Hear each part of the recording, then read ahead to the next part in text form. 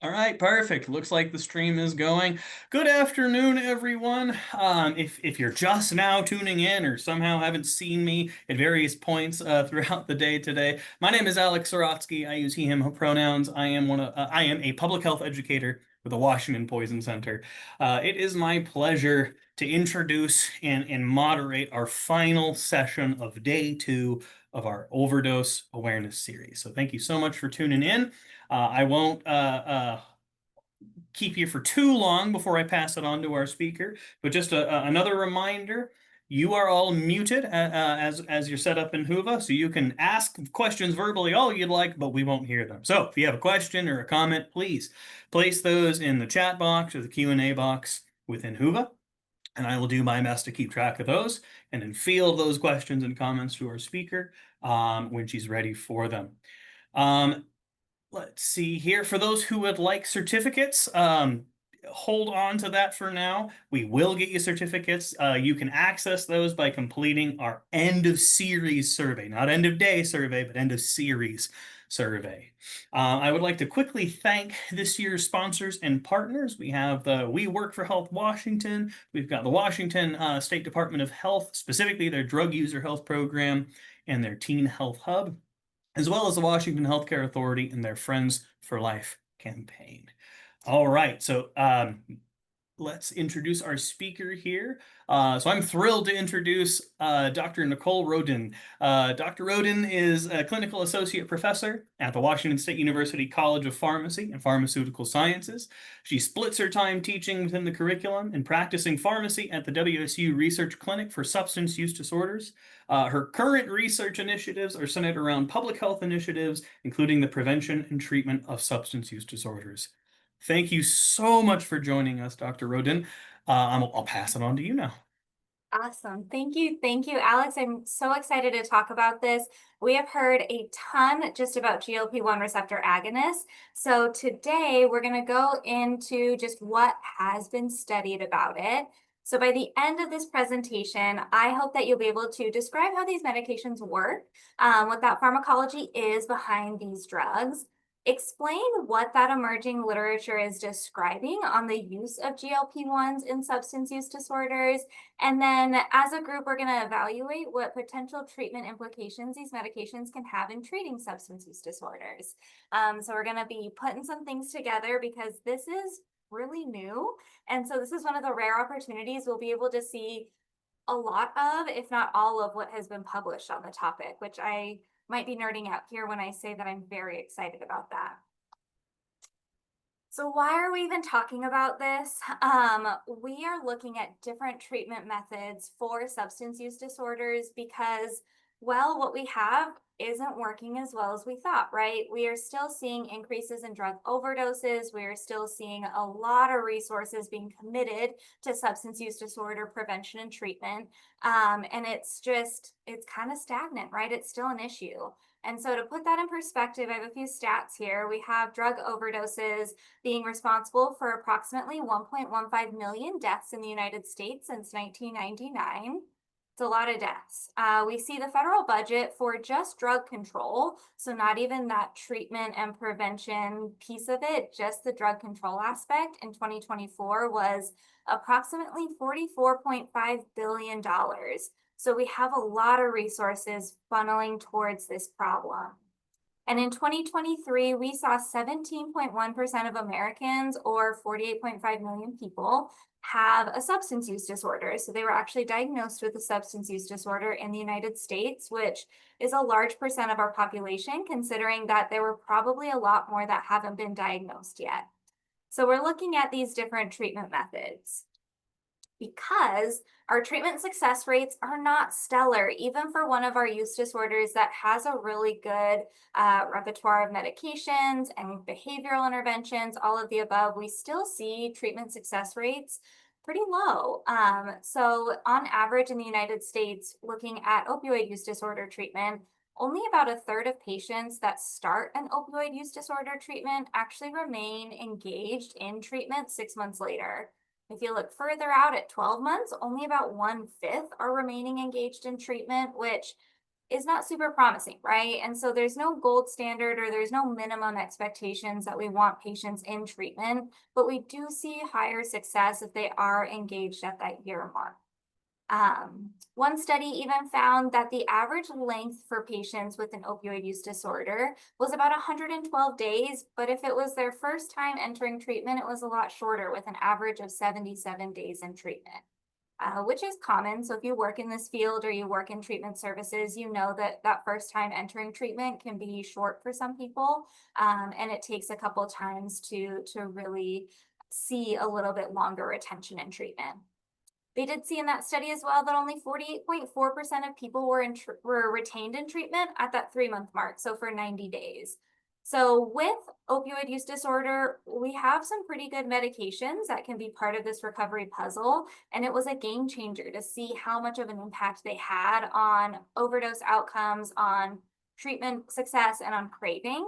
But even with such a great tool, we really don't see the needle change as much as we want. So despite all of these robust efforts that we have for treatment and treatment services, we still see a lack of success in treating substance use disorders. In the chat, I kind of want you guys to see why you think that is. So kind of using some of our own real world experience and some of our own perspectives, why do you think that we aren't seeing the success that we maybe predicted with substance use disorders? So I'll give it a minute and see what we say in that chat.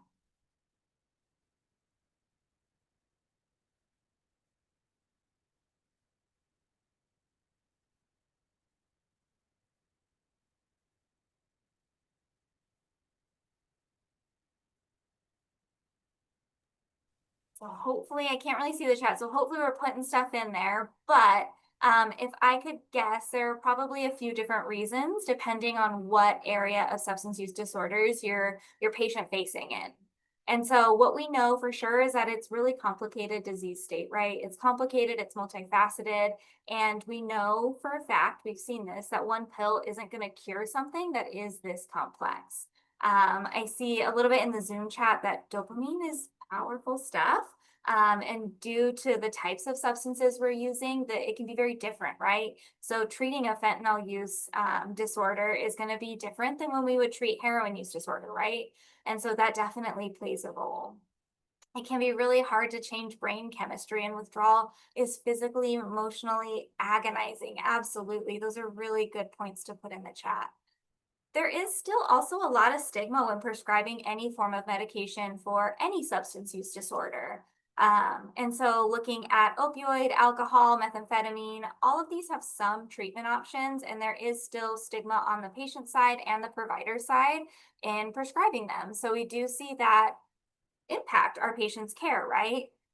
We also see cultural nuances that keep people from pursuing treatment. So one of these cultural nuances that I see a lot in my alcohol use disorder patients is unless their life is completely in shambles, they're experiencing homelessness, they no longer have a job, like all of these things are going wrong, they feel like they don't need treatment, right? When in reality, a lot of people around us, I teach at WSU, a lot of people around me definitely do qualify for treatment if they're not able to stop their use or not able to stop using at a certain quantity and it's impacting their life, right?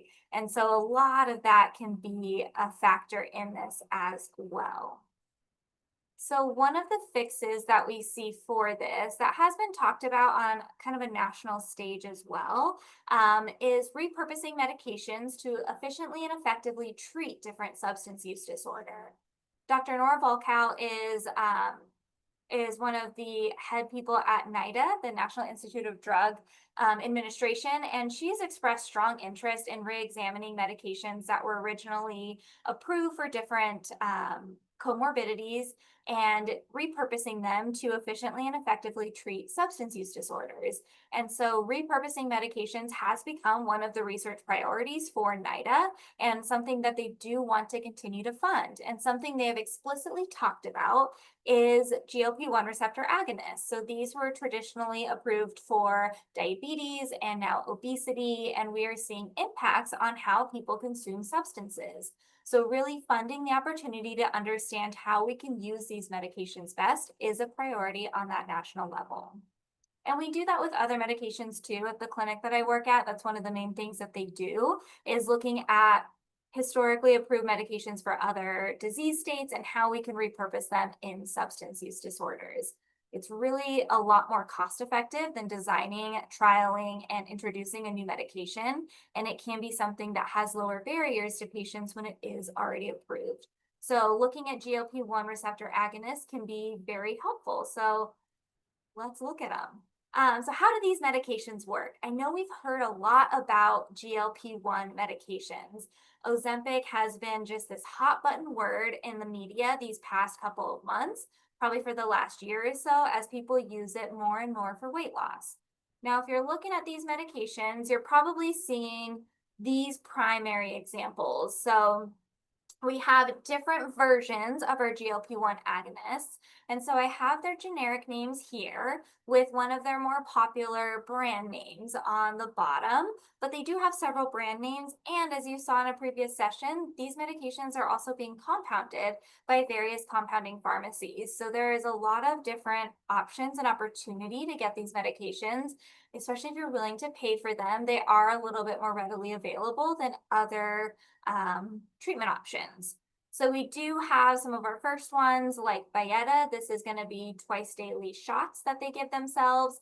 Bydureon is going to be another exenatide formulation, which is going to be weekly shots. Victoza is also a weekly shot looking at originally approved for diabetes. Saxenda is the weight loss version of Victoza. That's also liraglutide. It is also a daily shot. Ozempic, the most popular by far, is semaglutide. This is a once weekly shot as well. It also has a different formulation. So Ozempic or semaglutide has another brand name called Rybelsus, which is a once daily tablet that people can take so they can avoid injecting themselves with semaglutide. But then you also have other options like Wegovy, which is also semaglutide, and that is the weight loss version of the injection. And then Trulicity and Mounjaro are going to be other weekly shots as well, looking at those different formulations. So the first one we had was exenatide, so those twice daily Byetta injections. So where did GLP-1s come from? They actually came from the Gila monster. So that's where this GLP-1 story starts. And as a native New Mexican, I am very familiar with the Gila monster. So I was a little bit surprised to see that this is where we started to understand what this peptide does. So in the 1990s, it was shown that the venom from the Gila monster contained a peptide that's called exendin 4. And this peptide was really similar in structure to what we now see as the GLP-1 hormone in human bodies. And so with this GLP-1 hormone, it really helps suppress appetite. So they started looking at the Gila monster because it only had a couple meals a year. Out in the desert, there is not a super plethora of different food sources. So this reptile was able to have a couple meals a year and be sustained off of that. So they thought, what is helping it do this? And it was that exendin 4. And so when they saw that chemically similar structure in our body, our GLP-1 hormone, they were wondering how we could optimize this to be a treatment for patients who struggle with their glucose and who struggle with their insulin production to help kind of stabilize that long term. The problem was when you extracted GLP-1 hormone from human bodies and you tried to replicate it and re-inject it, it had a really short half-life, so they really couldn't make it useful. But as that technology and drug development improved, they were able to use this information to make derivatives that worked like exendin 4, but lasted a lot longer when introduced into the human body. So then in 2005, we saw our first FDA approval of a GLP-1 medication. So this was our short-acting exenatide. Sounds very similar to exendin 4. It's kind of what it was modeled after, right? And so as the technology progressed and we saw liraglutide get approved in 2010, dulaglutide get approved in 2014, and then up until we got our very famous semaglutide later in, where do we have it, 2017, we saw the half-life grow longer and longer until we had the option to do once weekly injections, which is very, very convenient. I don't know if you've ever had to inject yourself with a medication, but doing it multiple times a day, it's taxing. It physically is taxing. It hurts. You kind of have to stop what you're doing. And so having that once weekly option is very useful. So these medications have been around for a fairly long time, and our understanding of them has been around even a little bit longer. I personally like to think of the 90s as being just yesterday, but they are just about 40 years ago now, 30 to 40 years ago. So we have had this information for quite some time. Now, when I talk about GLP-1 agonists and we have those list of medications, for most of them, GLP-1 is that single mechanism and it's that primary mechanism. For some of our newer formulations, they do have dual mechanism and triple mechanism of action. And so I have some examples here, but they still get lumped in with this GLP-1 agonist kind of title under that umbrella because that is still the primary mechanism of action. It's still really firing up those GLP-1 receptors and doing the cascade of all of these GLP-1 actions. However, when we start moving into that dual mechanism like tirzepatide, this is going to be like our Manjaros. This is going to have an additional mechanism called glucose-dependent insulinotropic polypeptide agonism. And so that is going to work well with the GLP-1 agonism, and it's going to help see those results a little bit better. And in the triple mechanism, you have both of those two dual mechanisms, but you also have some glucagon agonism. And so with these, they are, again, just going to fall under that GLP-1 title since that is the primary mechanism of action. But the other two mechanisms on their own don't give the same effects that we want to see. However, when they're working synergistically with that GLP-1 agonism, it works really well, and it can even reduce some of those side effects like the nausea that we see with our single mechanism medications. So these can be options in the future. You might have noticed retatrutide is not on our list of currently available drugs, but this is likely to be available within the next year or so. So that is a triple mechanism example. So when we are talking about GLP-1 agonism, what are we talking about here? GLP-1 actually stands for glucagon-like peptide 1. And this is a naturally occurring hormone in your body that you release after eating. And it helps a variety of body systems, as you can see from this image, but primarily what they were initially interested in is it helps regulate your sugar and appetite and that brain signaling after you eat. So with GLP-1 medications, they act like that hormone. So you see more of that hormone's effects. And so it's going to help regulate that sugar, even if it is not occurring right after you eat. It's going to help regulate that appetite, and it's still going to impact that brain signaling as you inject that medication, and it lasts for that entire week. So you can see in this image that all of these different systems are being affected by our GLP-1 agonists. So with diabetes, we're more concerned with what's happening in the pancreas and the liver. And in weight loss, we're more concerned about what's happening in that GI tract and the brain. So in substance use disorder, we're going to be focusing even more so on what's happening on that brain level and how it's going to impact our ability to crave substances, to binge substances, and what that looks like. And so I'm going to go into the mechanism of each of these three different comorbidities. So we have diabetes. With diabetes, a GLP-1 agonist is going to help stimulate that insulin release only when needed, though. So it's not like injecting an insulin, right, where we have that adverse event of hypoglycemia or low blood sugar. It's going to follow our body's signals, and it's going to release insulin when our blood sugar is high. It's also going to work by suppressing glucagon. So that's that hormone that raises your blood sugar. So if it suppresses it, we're able to stabilize those blood sugar levels a little bit more consistently. It is also going to slow our stomach emptying. So when our GI tracts are moving, usually they're moving pretty well. When we slow them down, we see the food sit in that GI tract a little bit longer, and it takes a little bit longer to kind of absorb through those mucous membranes, which might reduce blood sugar spikes. So this is helpful in our diabetes patients. It also helps reduce appetite. So this can help with weight management, which a lot of our type 2 diabetic patients do see benefit from. And so this is something that has been helpful over time. In seeing that reduction in appetite and slowed gastric emptying, it started to shine light on this weight loss side effect. And so with our approved weight loss medications, it's the same medication, it's the same drug, but at a lower dose. And so with a lower dose, the GLP-1 agonist is still going to be working the same, but it's focusing a little bit more on that satiety in the brain. So it's helping signal to our brains that we're full. And so we feel fuller longer, and it's going to reduce those cravings for that emotional eating. And so with these medications at that lower dose, you can see a 10 to 20% weight loss in some of our patients who have that much weight to lose, right? And that is a lot more than we see from lifestyle changes alone. So this has been a stellar tool for patients who need to lose, who need to lose weight. So that's how it's traditionally seen and traditionally used in diabetes and weight loss. Now, what's going on when we're looking at it for various substance use disorders?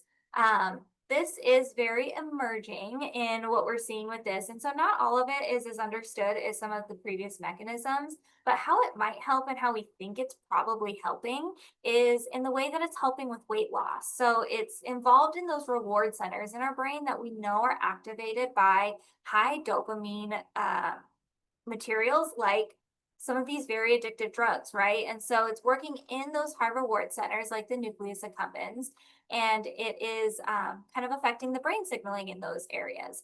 So when it is affecting it, it is reducing the drug cravings and that reward response to substances like nicotine, alcohol, opioids, and various stimulants. And so this can help in our retraining of the brain. So in our previous conversation in the chat, we saw some responses stating that it's really hard to rewire the brain. And boy, oh boy, it is. It's so hopeful that we can rewire the brain and our patients can get to a place like that, but it's difficult. Well, it has been theorized and is starting to be seen in some of these brain imaging studies is that some of these GLP-1 agonists can help retrain those reward circuits that are involved in addiction. And so this is where we see it as a potential therapy in substance use disorder or a potential adjunct therapy to some of our more traditionally used treatments as well, like buprenorphine or Suboxone. So let's kind of dive into what has been studied up to this point. So I'm going to show you some studies on current literature. The nerd in me loves this. I also recognize it's a little bit dry, and in going through these studies, if you have questions, please do not hesitate to put them in the chat. Alex is definitely monitoring that and is going to let me know if there are any questions, and I'll pause to check to see if we need any clarification. But without further ado, we'll kind of dive right in. In this first slide, I'm not going to go into depth on these studies in particular because they're all studies that are done in animals that have some value in preliminary data, but aren't exactly what we're looking for in translating what it looks like in humans, right? So with these studies in animals, they looked at alcohol reward and intake in rats. And they used, throughout these different studies, they used a variety of substances, including exendin-4, that helivenom. They used liraglutide in some of them, semaglutide in some of them, and they all showed some form of a decrease in either the reward of that substance after it's consumed, the decrease of the actual intake of that substance. Some of them did self-administration studies for alcohol, and some of them even showed decreased binge drinking in rats. So a lot of this has been stellar preliminary data to show us that there can be some benefit in how we consume an addictive substance like alcohol. So those are cool to look into, especially if you're really into rat studies. But now let's go ahead and look at some of those human studies. Here are some that I'm not going to go into. I'm going to focus more on the direct benefit of human studies, but there are other studies out there that look at the risk due to genetic makeup and how our GLP-1 receptors are genetically made up, how our genetic makeup for producing GLP-1 informs our risk of developing or recovering from a substance use disorder. There are some studies on GLP-1 treatment and the risk of developing an alcohol use disorder, GLP-1 expression and the risk for developing an alcohol use disorder. And then there are different studies that are looking more at that brain imaging and gene variance component, where they're trying to see what parts of the brain are responding to these different medications. Doesn't really tell us how us as humans are reacting to them, but it is laying the groundwork for understanding what's going on when we do use these different medications. So those are the genetic association studies that are out there and are either undergoing their studies now, or some of them have already been published. There are also published studies looking at thematic analyzation of social media posts. That is exactly what it sounds like. So they're looking at different social media platforms. Reddit's a really popular one, where they are looking at the overall conversation that people are having, this unfettered conversation, where people are very frank in what they're experiencing as they're taking a GLP-1 medication. And so in analyzing this in a really systematic and thematic way, they're able to kind of see what's going on, right? And so we didn't know that this could potentially impact or decrease our substance use, but patients are going onto these forums and these different social media platforms, and they're describing their experience. And so it's a really good way for researchers to formulate their studies and to make a really informed process on how to study this based off of what patients, these side effects that patients are experiencing while on these medications. And then there are also some published case series. So I think the most patients they have in these case series is a total of 6. So it's not enough for us to really say this is really a cause of what's happening, but it's enough to indicate, hey, this needs to be studied further, right? So these case series can, again, just be valuable pilot or preliminary data. So those are the human studies I'm not going to really go into, but if you're interested, those are out there and can be really helpful in understanding kind of the nuts and bolts of why we're pursuing studying this. Now, some of these studies that I'm going to go into a little deeper detail on, we're going to start with retrospective studies. So these are studies where they're looking back on data. So this is data they've been collecting for a while, and it's called a secondary analysis because they're looking back after realizing, after some of this preliminary data, that, hey, there might be something there between GLP-1 receptor agonists and our substance consumption. And so that's what these are looking at. After we look at our retrospective studies, then we're going to go into our clinical trials and our prospective studies. So those are definitely the gold standard on how we're going to evaluate this literature, but retrospective studies can give us excellent insight as well. So with our retrospective studies, one of the first ones that we saw was a study that was done in Sweden, and this was looking at repurposing semaglutide and liraglutide for alcohol use disorder. And so what they did is their objective was to test if the risk of hospitalization from an alcohol use disorder decreased when a patient was on a GLP-1 agonist. So the population that they were looking at were people who lived in Sweden. They had been collecting this data for about 20 years, and they were prescribed a GLP-1 agonist for a different condition, most commonly for type 2 diabetes. Some of them are prescribed it for weight loss as well, but it was prescribed for the indication that it was FDA approved for. Now, what they were looking at is these patients who are controlled on a GLP-1 agonist, and then someone who is on a different medication to either control their weight loss or their type 2 diabetes. And they wanted to see which group had a higher risk of hospitalization due to alcohol use disorder. So after looking back, they saw that there was more than a 30% reduction in risk for an alcohol use disorder related hospitalization when a patient was taking semaglutide. It was a little less, it was a little more modest of a reduction with liraglutide, so it was less than that 30% mark. And I don't even think they reported the exact percentage, but they did still see a reduction with liraglutide as well. So they did decide that this was more impactful than traditional medications for alcohol use disorder. It was more impactful than our antabuse or any of our other medications, camprosate, things like that, that we typically treat alcohol use disorder with pharmacologically. And so that gives us good information. The thing we do have to consider with retrospective studies is they didn't control for everything that might be impacting substance use. And so that is just something to keep in mind with these secondary analyses that are looking back in time.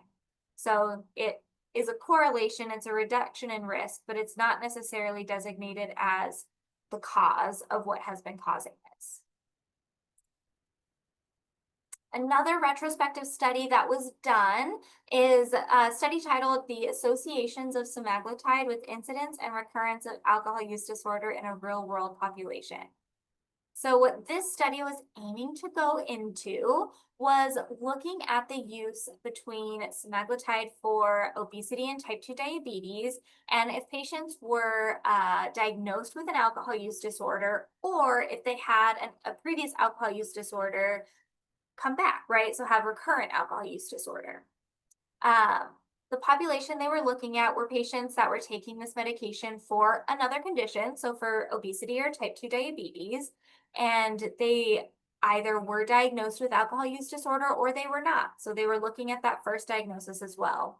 And so they looked back on all of these patients with a GLP-1 medication. And what this study had shown was that semaglutide did have a lower risk of both being diagnosed with an alcohol use disorder or having recurrent alcohol use disorder diagnoses over the 12 months that they were observing. And this was compared to other medications to treat diabetes or obesity. And so again, we can't definitely say or definitively say that it was the GLP-1 medication that caused this lower risk, but it is promising, right? It is an association for sure. And so I'll pause here. Alex, do we have any questions that we feel like we could answer, or are we pretty good to keep moving? Let me refresh Hoover just to see. We look good in Zoom, and I'm not seeing an explosion in either chat box, so I think you're good to keep going. Awesome, thank you, sir. Well, looking at the next study, this one was looking at semaglutide and opioid overdose risk.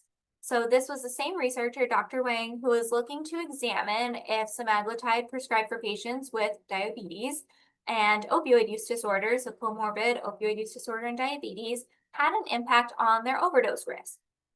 And so these patients were being treated with semaglutide specifically for their type 2 diabetes. And they were also previously diagnosed with opioid use disorder. So they were a very specific inclusion criteria. And what they showed after looking back at those patients who were on this medication to treat their diabetes was that there was an association of lower risk for opioid use or overdose in patients that use semaglutide versus any other medications for their diabetes, including any other GLP-1 medications. And so at the time they were looking at this, it wasn't as common to be on another GLP-1. So it could be that there just wasn't a big enough sample size to compare. Or it could be that semaglutide is superior in suppressing, lowering that risk for opioid overdose in this patient population. We don't know, that's why they need studies going forward, but that lower risk of opioid overdose is really promising in our patients who do have an opioid use disorder. So something to note with this study in particular is they were being treated for type 2 diabetes, so they were on that higher dose. In the study that we saw previously looking at semaglutide with alcohol use disorder, they were looking both at diabetes and obesity. And so when patients are being treated for obesity with a GLP-1 medication, most commonly, not always, but most commonly, they're on that lower dose that's approved for obesity, not that higher dose that's approved for type 2 diabetes. So that could be a difference in some of the studies that we are seeing. So this is only at that higher dose, and that was the association for a lower risk of opioid overdose. There was also a scoping review. So a scoping review is a study that goes back and combs the literature to find all of these different studies that fit a certain criteria that are trying to kind of put all these answers in one place. So Dr. Shen looked at GLP-1 agonists and their efficacy in substance use disorders. So their criteria for a substance use disorder was pretty broad, right? So it included tobacco, alcohol, opioids, stimulants, etc. When they really refined what they were looking for, they were able to include 5 total studies because they were wanting to include only randomized controlled trials in humans. And so with these 5 randomized controlled trials, 2 of the studies that were included in this scoping review addressed tobacco use disorder. 2 of these studies addressed alcohol use disorder, and 1 study addressed cocaine use disorder specifically. And they showed a pretty wide variety of outcomes. But that's also because they were measuring different endpoints, so that is something to keep in mind. And so the authors concluded that these medications might help. However, they showed different results warranting further, more structured research on what outcomes to actually assess and what they're going to define as success for these endpoints. So I put together a table for those 5 studies that were included in that scoping review. And so I tried to group them together by their substance that they were assessing. And so you see in the tobacco use disorder study that they were looking at abstinence and weight gain in both instances.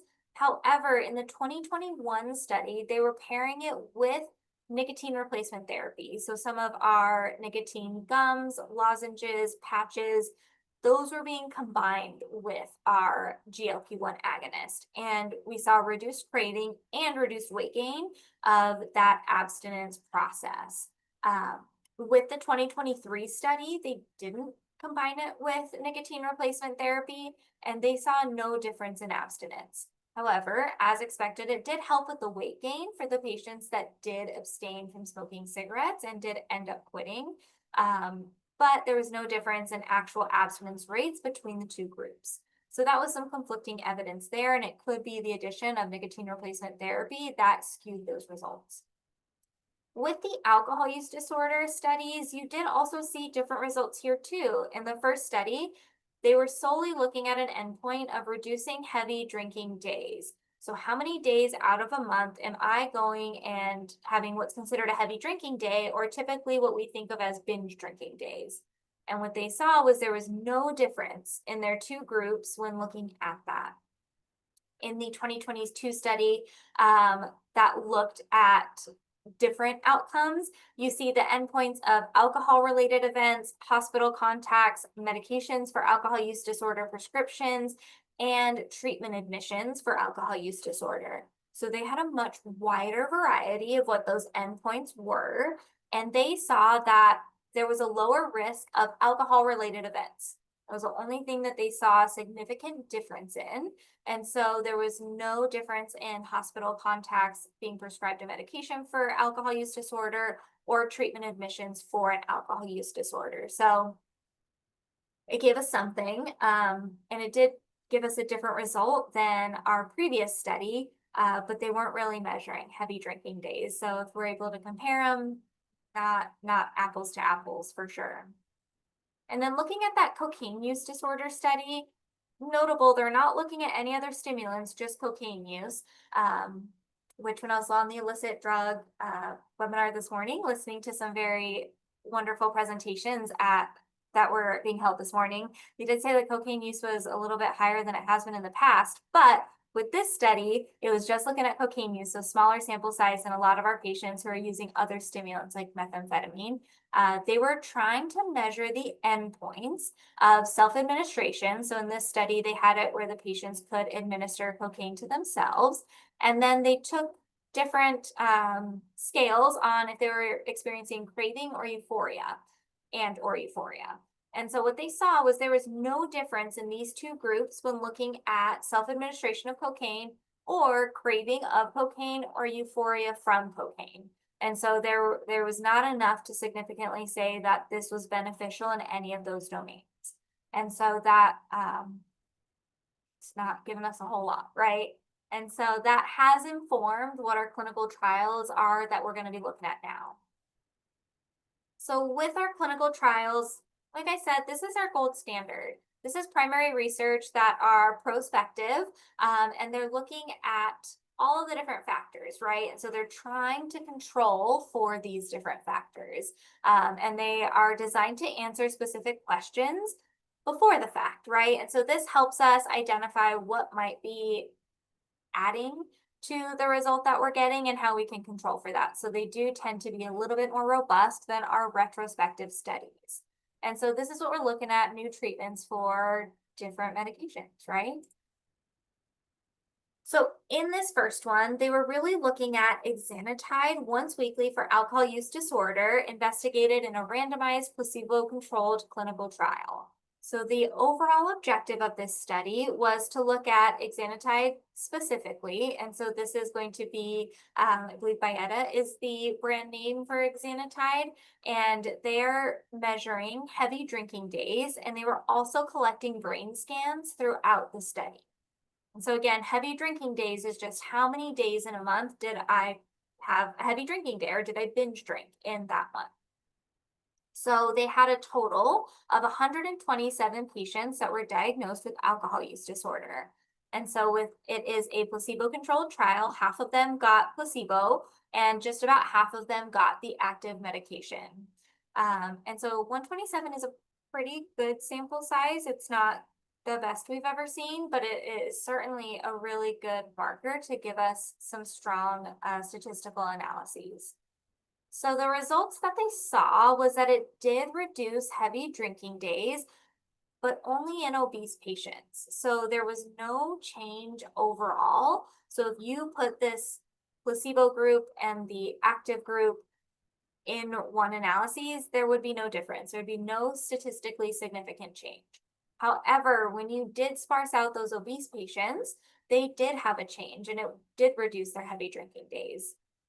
They did also see significant improvement in the cue reactivity regions of the brain. So those brains that are specifically registering those rewards that we get from substances like alcohol, in those brain scans throughout the study, they showed that it wasn't lighting up as much as it was in our placebo patients. So that's good to know. But when we didn't see a reduction in heavy drinking days, it leads us to ask, what does that impact, right?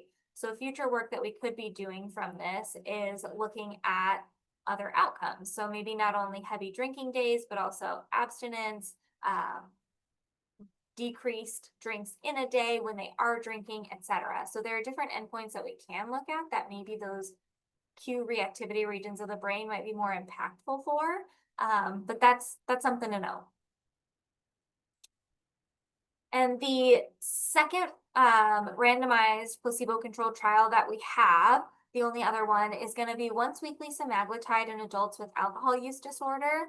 And so this is a randomized clinical trial. And the objective of this trial was to determine the efficacy of semaglutide in reducing drinks per day, heavy drinking days, cravings, and then self-administration of alcohol. This study was a little bit smaller, so this was only 48 patients total. They were all diagnosed with alcohol use disorder.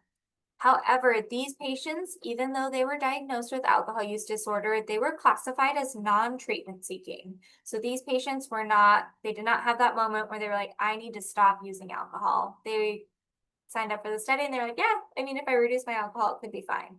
So classified as non-treatment seeking patients that were diagnosed with an alcohol use disorder. They did a total of 9 weeks of treatment in this trial. And so it could be possible that that isn't long enough, but they did it at the lower weight loss dose. So this was done at that lower dose for obesity. And so that could be impactful as well. With all those caveats, what did they see? They saw a decrease in self-administration, so a decrease in how much patients were actually drinking alcohol. They saw a decrease in drinks per drinking day. And so if I typically drink 6 to 7 drinks a night, I would see a decrease in that. So maybe I was drinking 5 or 4 drinks per night instead. And they also saw a decrease in craving alcohol. And so that was done on a scale of craving. So what they did is it was kind of a shorter trial at 9 weeks. So they did predictive models, predictive statistical models, and they tried to assess kind of more of those long-term implications. And what they saw was reduction in heavy drinking over time. That is a statistical model. It's really reliable for a lot of things, but obviously observing that would be a lot more reliable because we know human behavior impacts that a lot. What it did not show is it did not affect the average number of drinks consumed in a day or the number of drinking days in a month. That feels like it conflicts in drinks per drinking days, but when we're looking at it per month, we're looking at an average of 30 days, 28 to 30 days. And so drinks consumed in a day is done over an average. So it could be that when you go out, you're drinking fewer drinks per day, but you might be going out more frequently, right? And so they still did not have an effect on average number of drinks consumed in a day or average number of drinking days in a month. So what these researchers concluded is that they needed to have a larger trial with much longer follow-up, which I would definitely agree with. 9 weeks just may not be as ideal. So those are two clinical trials that we have specifically targeting any form of substance use disorder. Both are looking at alcohol use, and so that's a great start since we see so many different implications of alcohol use within our patients. So what does this mean in substance use disorder as a whole? There's not a lot of direct evidence that's showing what we can expect for GLP-1s in substance use disorders. And what we do have, based off of what I just described and what has been published, some of it's really conflicting. So a lot of this we do kind of have to assess what we understand about substance use disorders and theorize how it will help, and then see those studies come to fruition, which science can be a longer process sometimes. But let's assess what we know. So kind of putting these together, we know that a lot of different factors influence our health in general, right? Our access to quality care, our individual behaviors, our social and economic factors, and then our living conditions are all going to impact our health in different fractions, right? And that's very true for substance use disorders. If we don't have access to a treatment facility, especially a quality treatment facility, we're not going to get care, right? Our social and economic factors are going to determine if we are able to access treatment as well, and our living conditions and individual behaviors are going to impact that too. With substance use disorders in particular, we know that it goes one step further, right? So we have those factors that are impacting health. We also know that initiation of using a substance has a big impact. You're not going to get addicted to a substance if you never try it, right? I personally have never used heroin. I cannot become addicted to heroin if I never use it, right? And so that initiation, which is sometimes a choice, sometimes isn't for patients, plays a role, right? We know that in this specific chronic condition, genetics do play a large role. So previous studies have shown between 40 and 60% of our risk of developing a substance use disorder is based in genetics. And so that is just something kind of built into our genes and our epigenetics over time. I do love to remind people at this point, your genes are data, they are not destiny. So even if you have an increased risk of developing a substance use disorder, does not determine if you will develop a substance use disorder over time, but it does give us a data point to assess what choices we can and should make based off of what that data says, right? And then we have other risk factors. So this kind of leans more into that social environment, family history of substance use, etc., is going to be those individual risk factors. All of that combines to give us our risk of developing a substance use disorder. We know that. The other thing we know is the substance use cycle. So we know that it's heavily revolving around this binge and intoxication, so that reward network within our brain. We know our brains change when we use these substances, especially when we use these substances chronically and over time. We also know that people start using these substances for a variety of reasons, but most of the time they work, right? So whether they're using them to self-medicate for anxiety and social situations, They're using them to cope with trauma and negative experiences that have happened in their life. They're using it to treat pain that they've been experiencing. All of these do make them feel better, and it does kind of start that binge and intoxication cycle. We then move into our withdrawal and negative affect. So this is our anti-reward portion of our cycle. This is where we really see that dysregulation within the hypothalamic pituitary adrenal axis, or the HPA axis. And this can really highlight the negative emotional and physical symptoms of withdrawal. And so when this is dysregulated, we really start to see that homeostasis in the body start to kind of become off kilter, and we experience physical and emotional withdrawal, right? And so both can be extremely painful and can last a long time, especially kind of those cravings and emotional aspect of withdrawal too. And then you have that part of the cycle where we're kind of out of that physical withdrawal and we're still craving those. So you still have that preoccupation or anticipation of getting that substance. So we see that in a lot of our DSM-5 criteria. How much time are you spending trying to obtain these substances, right? Or trying to stave off some of these withdrawal symptoms. That's what this is looking at, that preoccupation or anticipation of using a substance. And then you have that loss of control. So it's that last piece where we're really looking at the inhibitory control and that executive functioning, especially if somebody's been using substances over time. It does change those parts of our brain that are responsible for decision making, specifically that frontal cortex, and that weighs risk and benefit, right? And so that can impact the start again of that cycle. So that loss of control can lead us to use other substances. So some of our patients choose to be abstinent from alcohol, even though they're in treatment for opioid use, because that loss of control when using alcohol inhibits their executive functioning and might cause them to make decisions that they wouldn't make if they weren't under that intoxication, right? Under the influence. And so this is our substance use cycle. Promise I'm getting to connecting this. Because within this substance use cycle, we have very notable factors that are contributing to relapse. We know for a fact that when a patient is craving a substance, they're at a higher risk of relapse, right? That's why medications for opioid use disorder like Suboxone and methadone were so impactful in kind of the first iterations of treating opioid use disorder with medications, because they help suppress that craving. And we saw a lot of positive benefits from suppressing that craving. And so we know that can lead to relapse.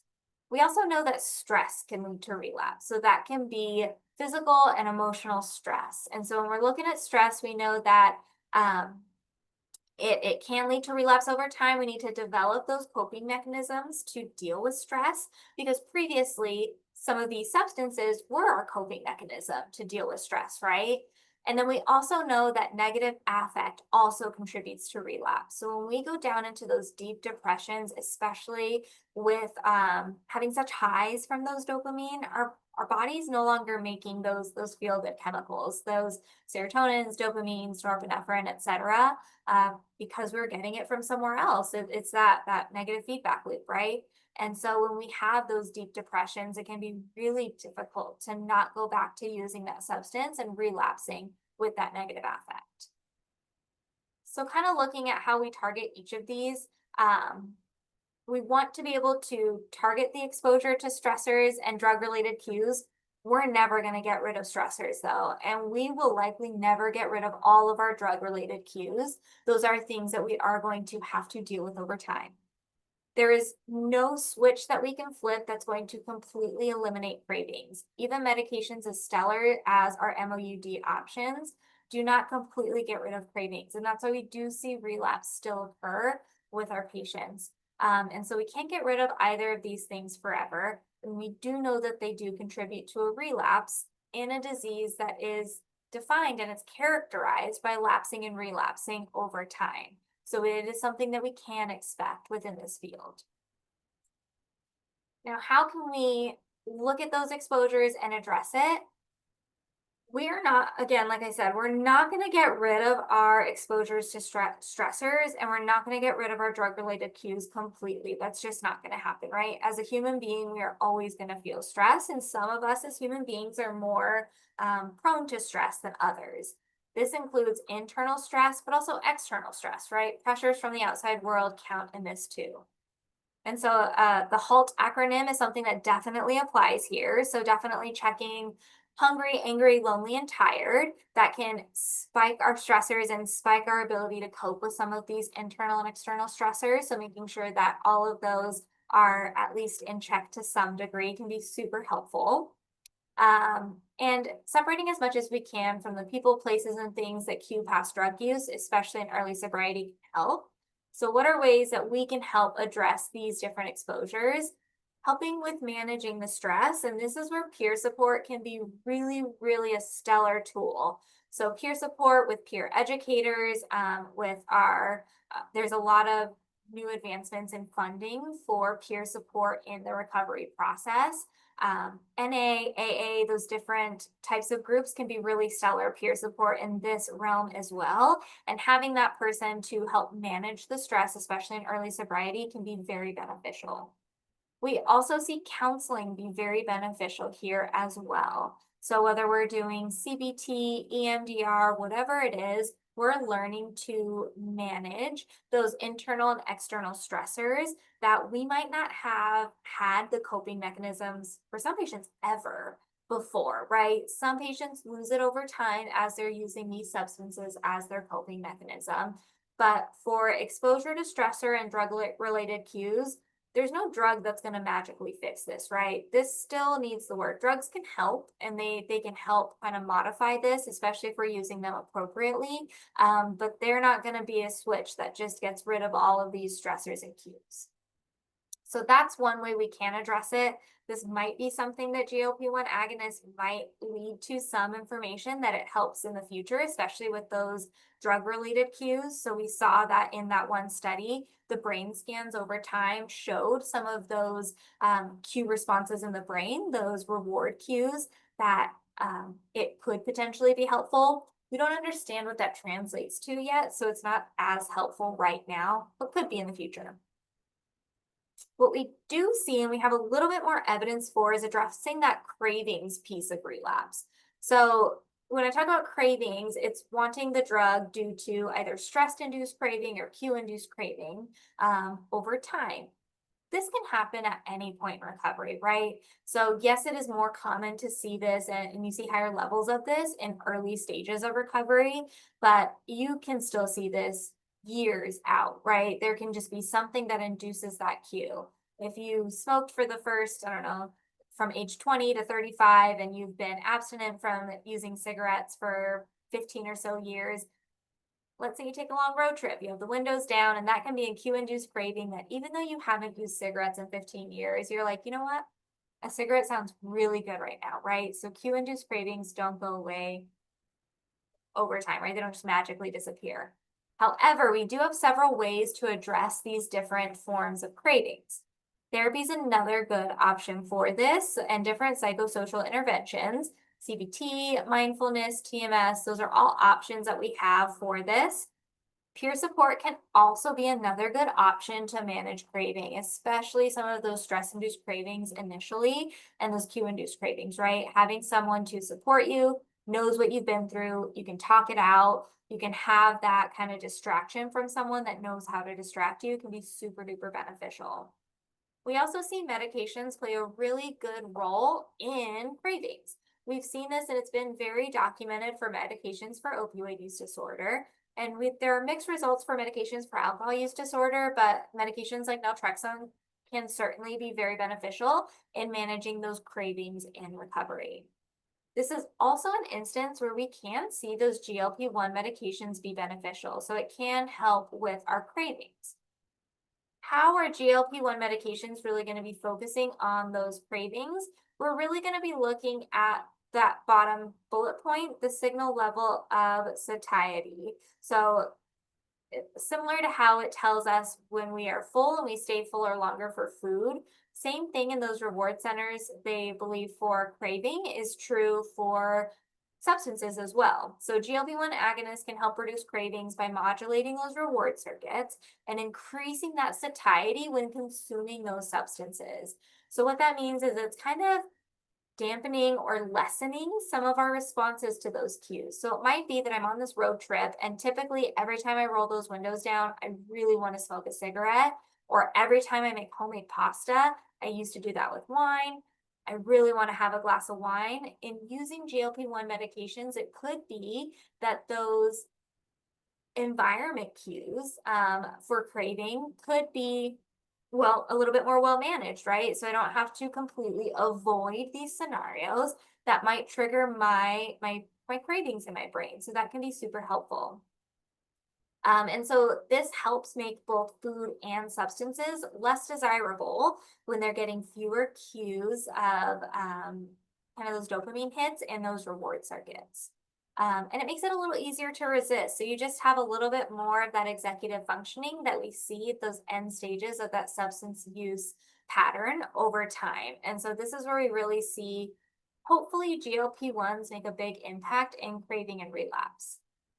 We hear patients talk about this a lot with our obesity treatment with GLP-1 medications.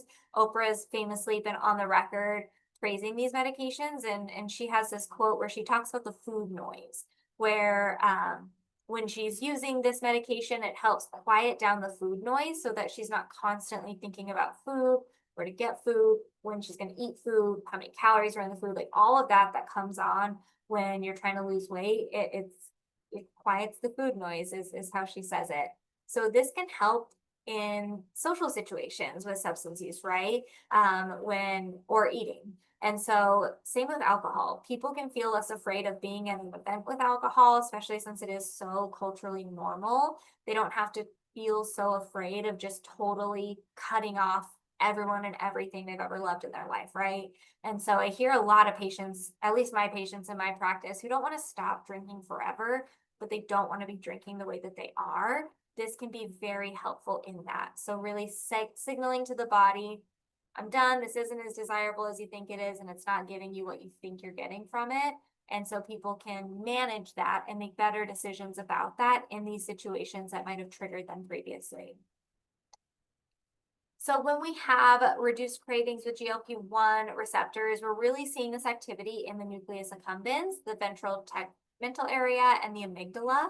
And so those are, if you've attended any of my previous substance use disorder talks, but those are all the places in the brain that we're focusing on for developing a substance use disorder too. And so that is by no coincidence, right? Those GLP-1 receptors in those parts of the brain are going to have an impact on how we see craving over time.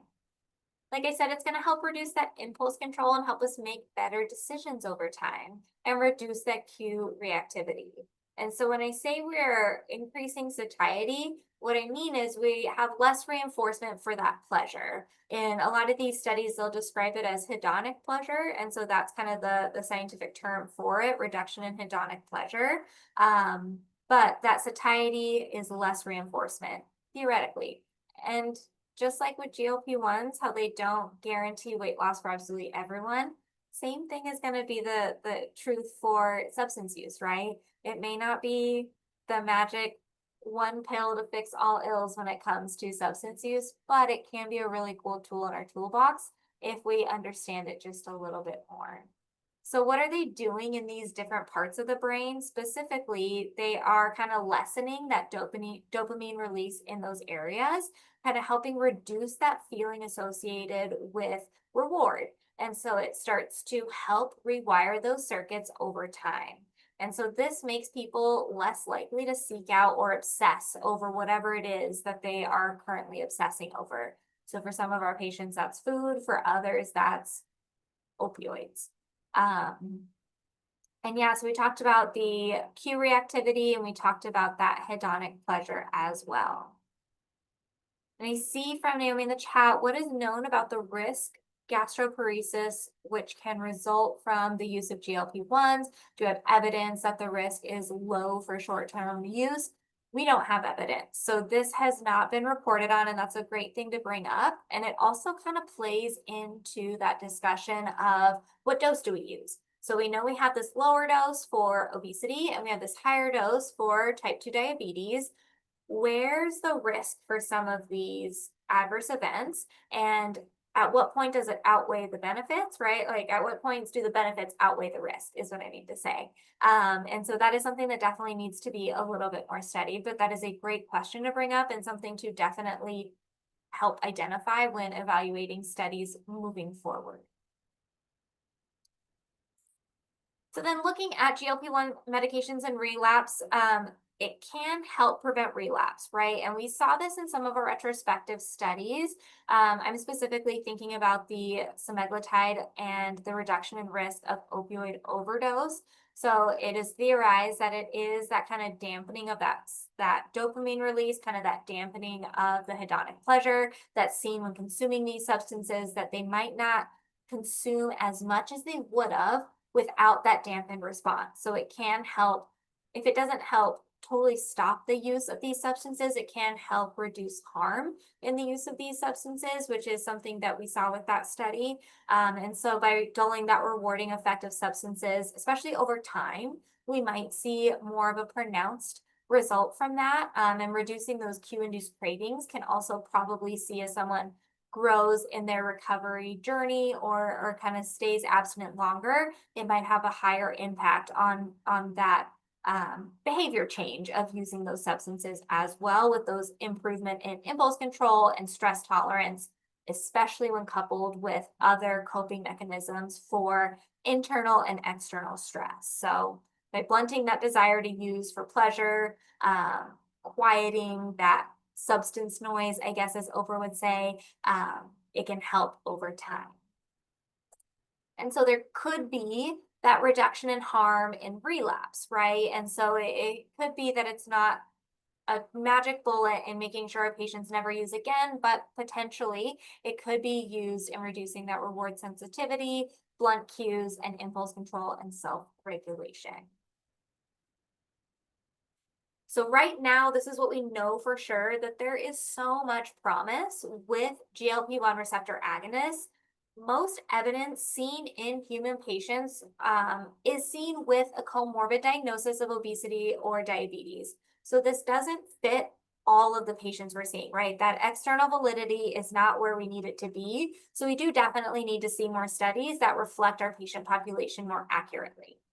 And it hasn't been studied as a sole treatment use in disorders that have efficacious treatments, right? So we haven't seen it in treating opioid use disorder when we have something like Suboxone that already works. And it could be that it is just used in tandem in the future with these other agents, and it could be beneficial, but we don't have that evidence yet, right?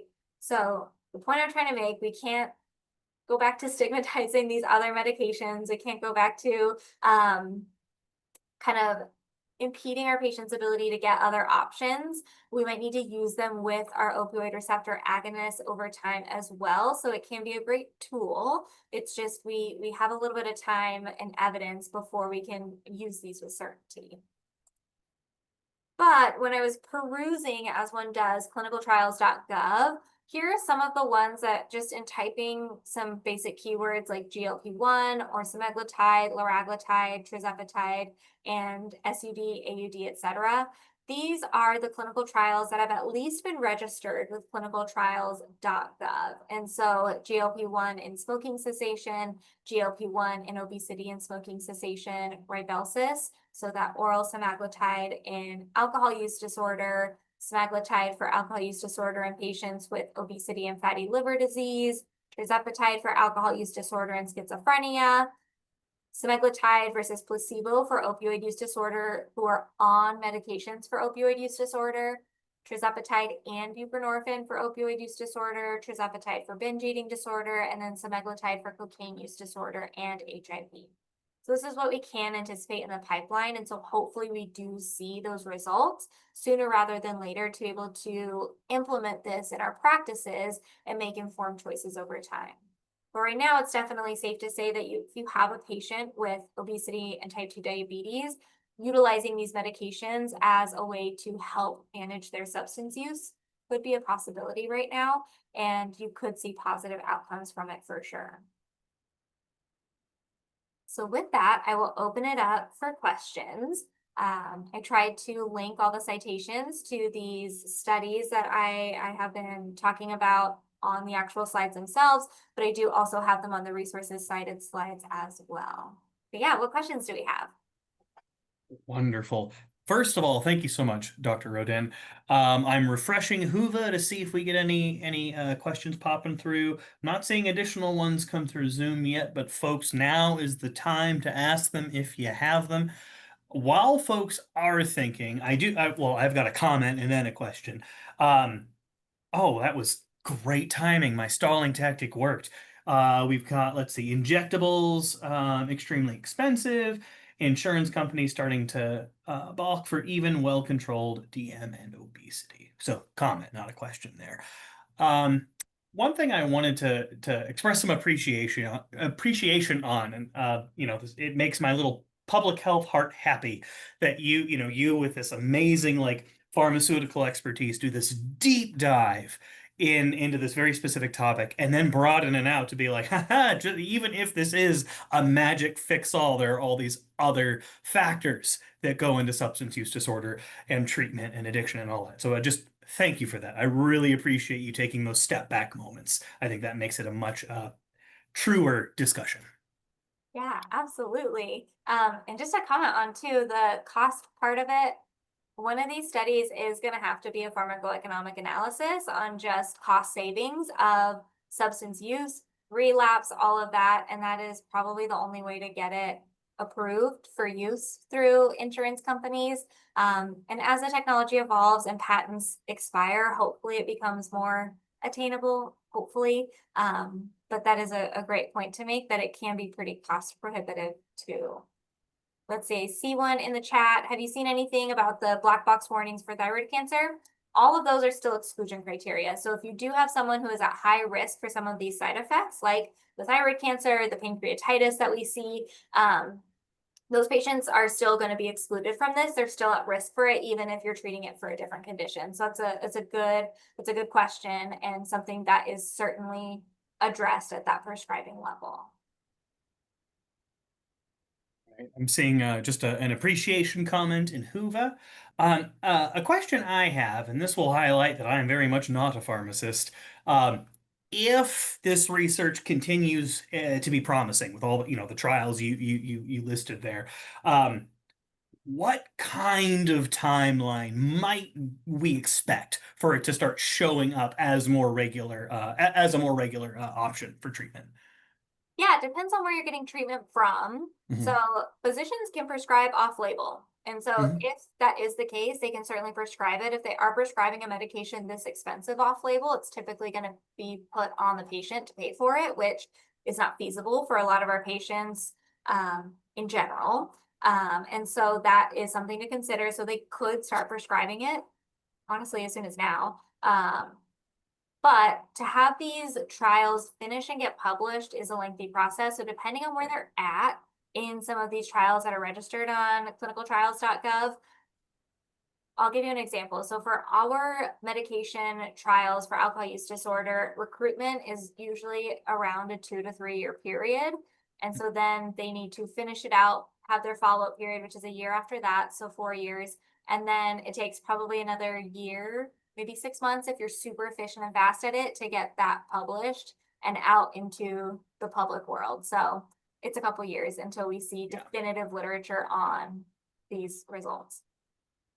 Yeah, good science takes time. So thank you for that walkthrough. I'm seeing another question pop in the chat box here. Are any of the compounding pharmacies seen online safe? If you have a pharmacy that you typically go to, most of them are safe to compound these medications. You want to make sure that they are legitimate pharmacies. So that is something when you are online, it's kind of hard to verify. Some aren't, and they are located in other countries, but are able to sell you some of these products. So if you're able to verify, if it's in the United States, they do go through a very rigorous inspection process to be a compounding pharmacy. We have several here in Spokane, so I'm not sure where you're located, Seth, but 6th Avenue and Koru Pharmacy are two certified compounding pharmacies here in Spokane that do a fabulous job, and they are very safe to get your compounded medications from. So there are a few outliers, but if it is a true certified pharmacy on record with the Department of Health, then they are good. Excellent. Thank you for that. I'm So we have doing another one. shout Oh, out to keep your please. pharmacies local and Yeah, there you to go. invest in our independent pharmacies because they are doing what they need to do to follow the rules. Awesome. Thank you. So my last question for you, and I apologize if this is kind of a hard question because you covered a lot of important stuff today. If attendees leave this session with a single takeaway, either an action step, a point of knowledge, like an attitude shift, what would you like that to be? I would like that to be kind of destigmatize every part of the process of treatment. So medications aren't bad. Medications also aren't a magical cure-all, fix-all. So just keeping an open mind that we will always have to have patient-centered care. That's my takeaway, even with GLP-1s. What an excellent takeaway. Thank you so much for that, Dr. Rodin. All right, well, folks, I'm going to go ahead and wrap up the session. Dr. Rodin, I've got just a couple like housekeeping things to walk our viewers through. You're absolutely welcome to stay on for that, but I don't want to hold you hostage past your agreed to time. So feel free to log off if you would like. Awesome. Thank you, Um, Alex. I appreciate you for having me. Absolutely. We love having you. Thank you very much. Fine. All right, folks who are still viewing here, again, thank you for attending even one or all of our sessions today. We've had such a great turnout this year for our overdose awareness series. Um, Bit of a reminder that we love seeing any and all feedback you have. So if that's session specific feedback, please through Whova, go ahead and leave that feedback. If you scroll down in any given session, just below the title of the session, next to add to my agenda, like session, take notes is a rate session button. If you click that, we just have a very broad, open-ended, what do you think? Do you have any thoughts? Leave it in here. We love seeing that, whether that's specific to the content, whether that's specific to any kind of structural setup, anything like that. We like seeing that feedback. It helps us plan for future series as well.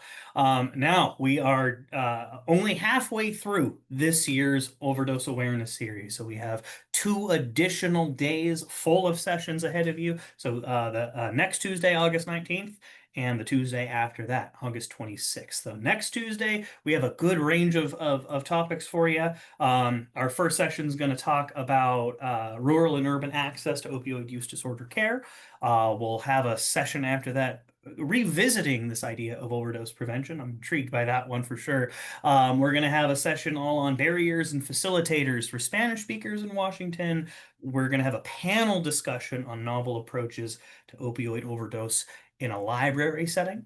We'll then focus on trends in pediatric opioid ingestion and associated factors in Washington State, looking at about a decade's worth of data there. We're going to have a session all on psilocybin, specifically in Oregon. And then we'll wrap the day up with the title, or with a session titled Unique Needs, Addiction, Overdose Prevention, and Treatment for LGBTQIA plus Youth and Adults. Now, as a worker of the Washington Poison Center, I would be remiss if I did not wrap up this day of sessions by reminding you about the poison helpline. So 1-800-222-1222. Please call the poison helpline in any potential poison emergency that could involve topics you've heard of through this series. That could be I took the wrong medication. That could be I got a chemical in my eye or on my skin. Or it could just be to ask a question. It doesn't have to be an emergency to give us a call. One of our pharmacists or nurses will answer that phone and let you know what to do, if it's safe to stay where you are or if you've got to get to the hospital. We're a free service. We're open 24/7. The helpline, that 800 number, works anywhere in the country. It'll route you to your local poison center based on your area code. We also are a confidential service. We're not trying to get anyone in trouble. We just want to keep you safe from potential poison. And we also have an interpretation line with over 200 languages represented. So if anyone you know prefers a language other than English, please, please, please still recommend that they call us. We are happy to help, and that interpretation is also a free service. All right, folks, I think that is it. We're just a few minutes over time, so in good shape. I hope to see all of you and more next Tuesday, August 19th, for another day of our Overdose Awareness series. Take care, everybody. Bye.